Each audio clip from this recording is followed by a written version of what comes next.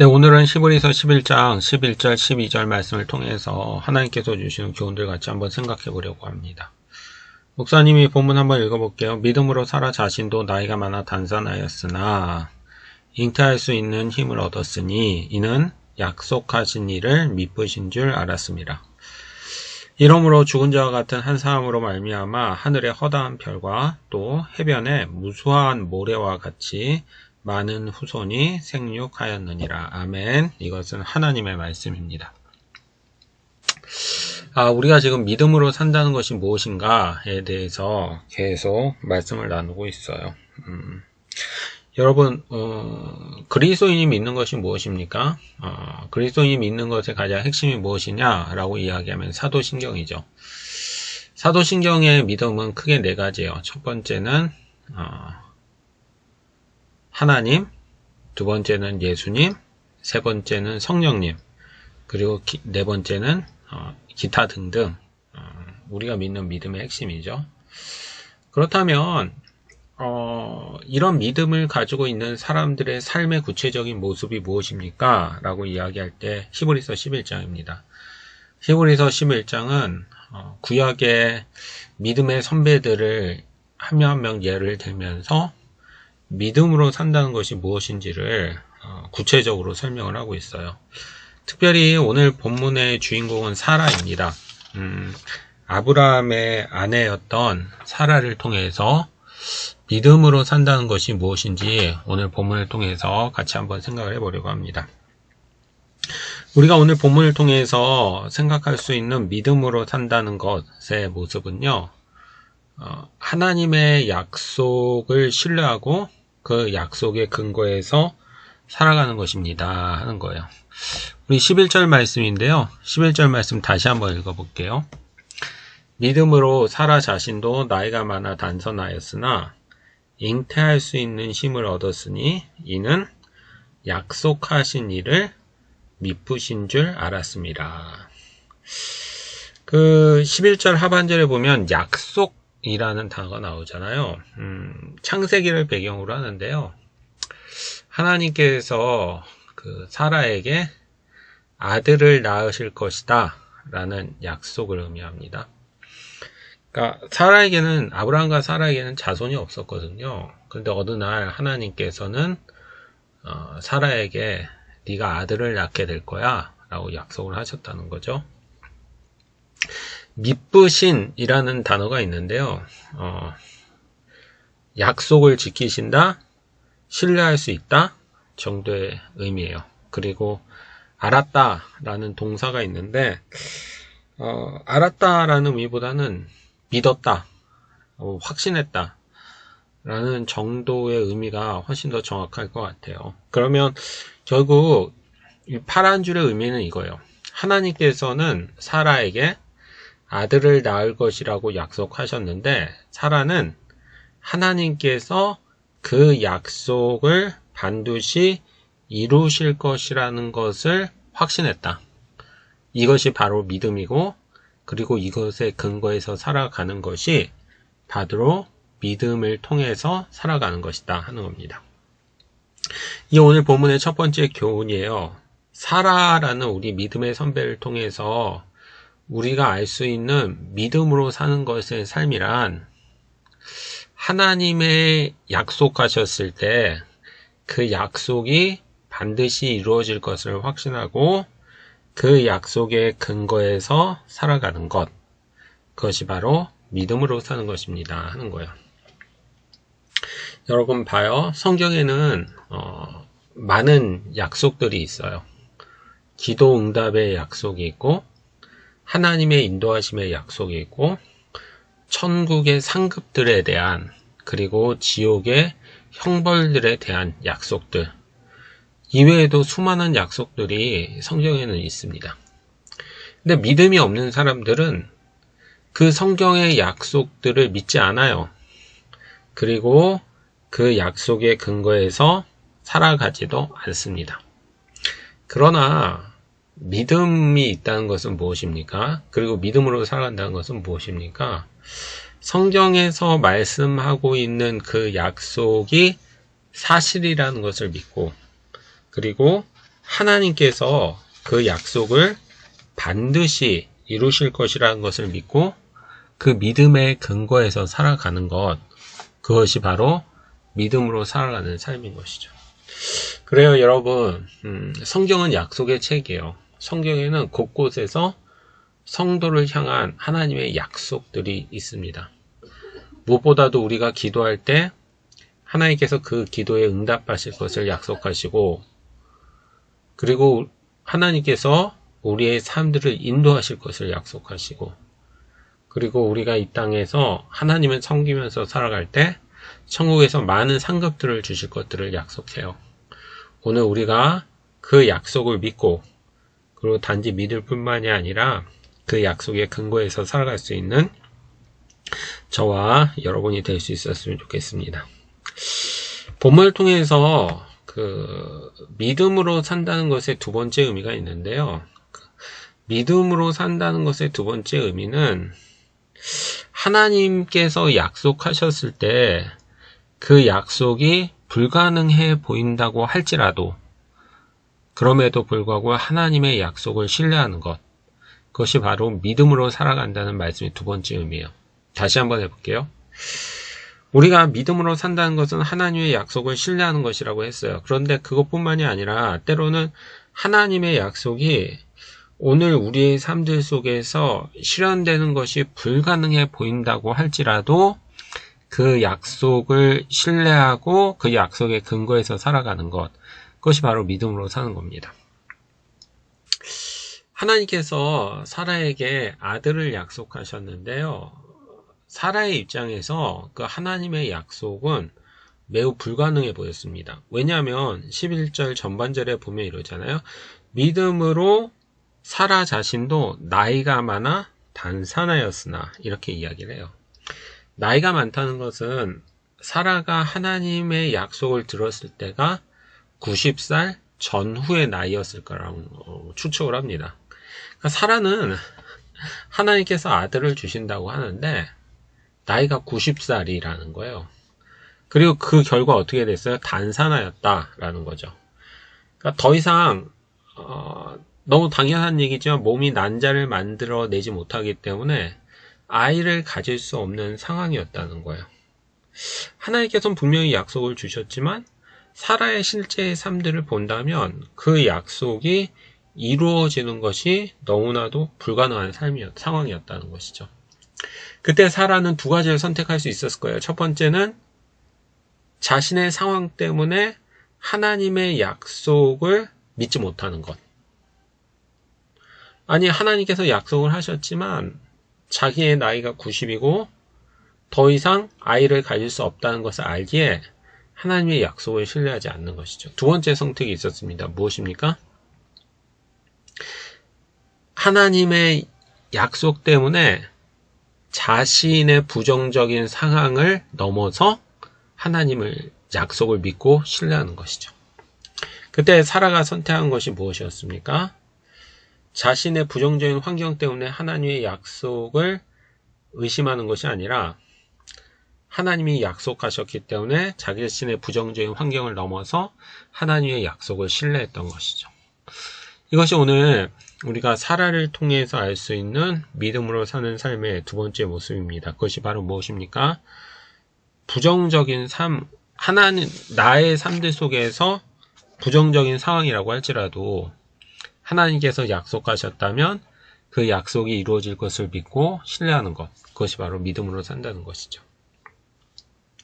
복음서를 보면요, 부정적인 상황 가운데에서도 하나님의 약속을 신뢰했던 동일한 사람이 있어요. 바로 베드로입니다. 베드로는 어부였거든요. 그래서 갈릴리 호수에서 그물질을 했습니다. 밤이 새도록 그물질을 했지만 고기를 낚지 못했어요. 그래서 새벽이 되었을 때 그 허탈한 마음을 가지고 배에서 내려 자신이 밤새도록 사용했던 그물들을 손질하고 있었습니다. 그때 예수님께서 와서 베드로에게 말씀하세요. 깊은 곳에 가서 그물을 던져라. 그러면 고기를 낚을 수 있다라는 것이죠.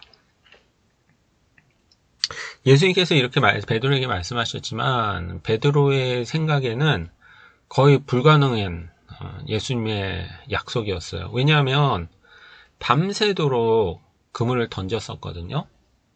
그런데 베드로는 한 마리도 고기를 낚지 못했어요.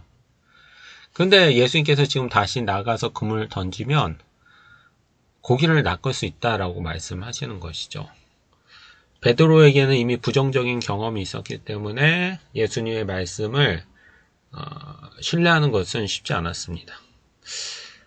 그때 베드로가 뭐라고 고백하냐면 그 유명한 고백을 합니다. 내가 밤이 새도록 그물을 던져서 얻은 것이 없지만 예수님의 말씀에 의지해서 나가겠습니다. 라고 이야기를 하는 것이죠. 이것이 바로 믿음으로 사는 삶이에요. 믿음으로 사는 삶이란 부정적인 환경 가운데에서도 하나님께서 약속하실 때 그 부정적인 환경을 넘어서 하나님의 약속을 신뢰하는 것, 그것이 바로 믿음으로 사는 것임을 오늘 우리에게 말씀하고 계시는 것이죠. 여러분, 오늘 우리도 마찬가지입니다. 오늘 우리가 하나님의 약속을 신뢰하고 살아갈 때 때로는 부정적인 상황들을 만나게 돼요. 우리가 하나님의 약속을 신뢰할 때 기도응답을 신뢰하고 하나님 앞에 기도를 드리고 하나님의 인도하심을 신뢰하고 하나님의 인도를 구하고 그리고 하나님께서 주실 복들을 사모하면서 이 세상을 살아갑니다. 그런데 때로는 내가 하나님께 열심히 기도하지만 기도의 응답들이 되지 않는 것 같은 상황들을 만나게 되고 또 때로는 하나님의 인도를 구하지만 전혀 하나님의 인도하심이 내 삶에서 드러나지 않는 것처럼 보이고 그리고 하나님의 복들을 구하지만 하나님의 복주심이 내 삶에서 없는 것처럼 느껴지는 것이죠. 하나님께서는 분명히 약속하셨지만 내 삶들 속에서 너무나도 부정적인 경험들을 하고 그래서 그 약속들을 신뢰하기 어려운 상황들을 만나게 되는 것이죠. 그때 우리는 선택할 수 있는 거예요.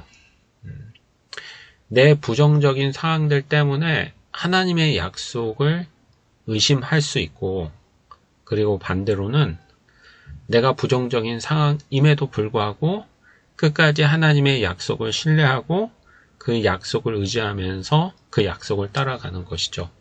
그리고 믿음으로 사는 것이란 바로 그건 겁니다.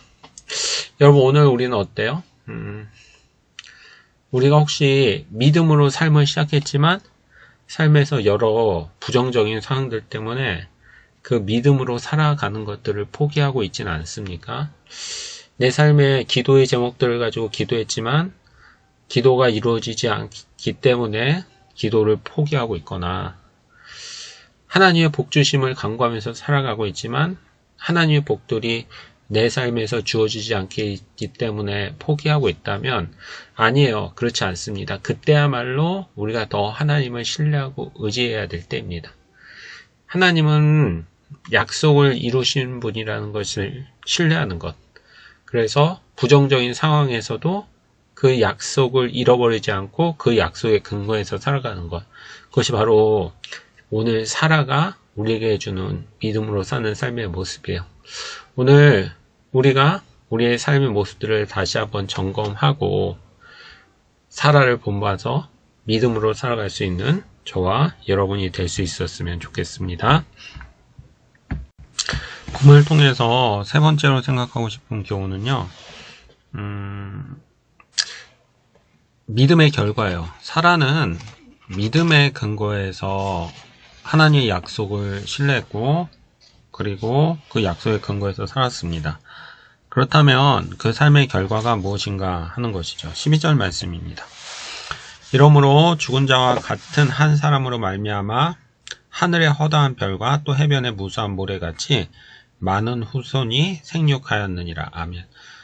믿음으로 삶의 결과예요. 그것이 무엇입니까? 하나님의 약속이 성취되었습니다 하는 것이죠. 하나님께서는 사라에게 아들을 약속하셨어요. 그러나 사라가 그 약속을 믿는 것은 정말 어려웠습니다. 왜냐하면 사라는 나이가 많아 단산했기 때문이죠.